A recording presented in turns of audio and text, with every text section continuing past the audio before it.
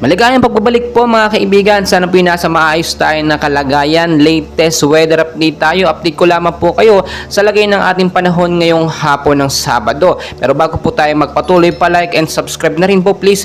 And pahit po ng notification bell para ma-notify kayo sa ating mga daily and latest weather update. Maraming salamat po. So mga kaibigan, ngayong hapon po ng Sabado, ang hypnosis pa rin po natin galing sa Pag-asa ay eto pa rin pong easterlies or yung mainit na hangin galing sa Karagatang Pasipiko.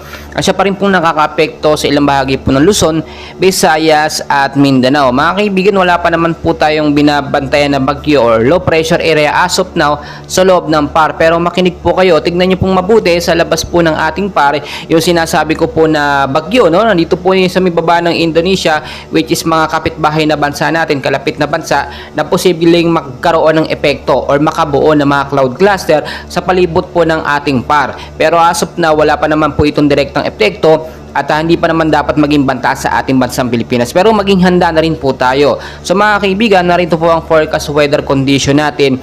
Yung lugar po, mga lugar po na apektado ng easterlies. Kasama na rin po dyan yung mga localized thunderstorm, no? Sa area po ng Aurora mga kaibigan at Quezon, maulap po na panahon ng mararanasan dyan. So nakikita nyo naman, maulap ang panahon ngayong hapon with isolated rain showers at thunderstorm po pagdating po yan sa gabi.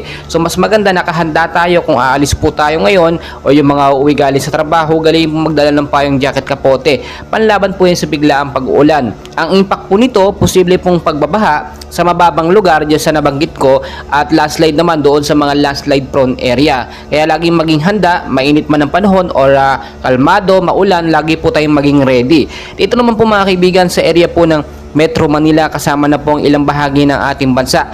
Maulap din po na panahon ng mararanasan dyan with isolated light rains to heavy rainfall at thunderstorm pagdating po sa gabi. So mas maganda nakahanda na tayo, hindi lamang po kasi easterlies ang nakaka-epekto dito po sa Metro Manila, may localized thunderstorm din po tayo na binabantayan. So kung mapapansin niyo talaga kanina pa makulimlim ang hapon, no, posibleng hanggang bukas din po yan. Pero kahit walang bagyo ay maging handa tayo dahil anytime nga, no, pwedeng magkaroon ng mga low pressure area dahil sa banta ng bagyo sa labas ng PAR. E ayon sa Pag-asa, posibleng isang bagyo po ang pumasok sa ating Philippine Area of Responsibility bago po matapos ang buwan ng Marso. So mga kaibigan, always know the weather before you go para safe at handa po tayo lagi sa anumang lagay ng panahon. Maraming salamat.